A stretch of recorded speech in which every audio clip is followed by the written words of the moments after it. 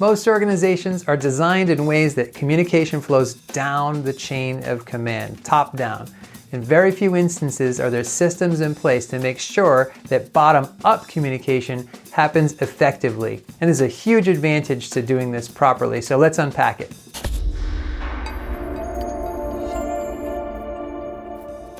Hello again, friends. I'm Alex Lyon. If we haven't met yet, this channel, Communication Coach, is here to help rising leaders increase your impact so you can lead your teams to higher levels of excellence. I'm talking about frontline leaders like team leaders, supervisors, and managers. This channel is for you. And today's topic is communication, that balance between top-down versus bottom-up communication. I write about this in my new book in a couple of the chapters. It's really a critical notion to get our heads around. So the first thing I want to say is that most organizations are designed through and through so that communication goes from top to bottom. We call this a hierarchy or a chain of command. It's modeled after a military design, and that's the way it is built. So in almost every case, unless you work really hard to do something different, that's the way information is going to flow. Now, it's true that as leaders, you're probably going to hear a lot of people griping and complaining, but that's usually not high quality information that you can do anything about. That's just human nature. What we don't often have is information going up the chain of command in a really reliable way. So there are some obstacles to explain why this doesn't happen in a normal chain of command situation. The first one is the psychological contract that Bissell, Messersmith, and Kelly talk about in their research. When we come to work, supervisors expect to issue the orders, and employees expect this too. So there's a relationship that we assume about the workplace when we arrive, and for that reason alone, a lot of times we don't feel as employees that it's our job to pass up information. So we often don't, we keep our mouths shut. The second major obstacle is fear.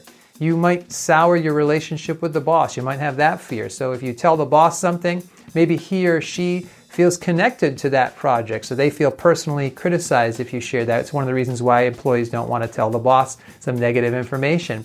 Another one is fear that you might be labeled as a troublemaker, someone that's going to rock the boat. Oh, that's that person complaining again. And then the third fear, of course, is retaliation. One of the whole reasons we have an expression like "don't shoot the messenger" is because oftentimes when people share information, people criticize and discredit you, and we do shoot the messenger.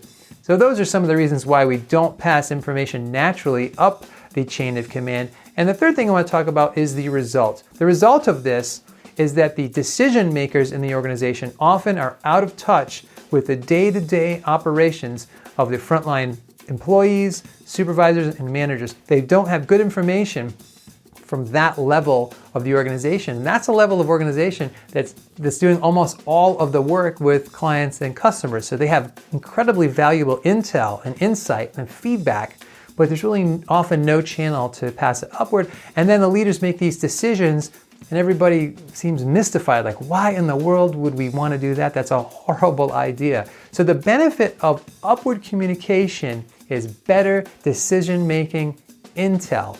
And I really believe that leaders of the future need to take upward communication seriously. In my book, I recommend developing what I call dedicated channels for upward communication. And I'm not going to go into all of the details. Maybe we'll do that in a different video, but you want to do regular employee surveys. And then when you get the results, you have to take action based upon those results. You can't just put it in a drawer and say, oh, well, we'll do it again in 6 months and see if it's changed. You can also do focus groups around particular issues to really dig into it. There are a lot of ways to do this well, to develop upward communication. And so I think the main bottom line here is that left on its own, the hierarchy will let information flow down, but you have to develop dedicated channels to pass good information up the chain of command to get this equation in a little bit more of a balance, to develop a healthier, more effective workplace. So question of the day, have you ever had experiences where you've tried to pass information up and it didn't go all that well? I would love to hear your comments in that section below. So thanks, God bless, and I'll see you in the next video.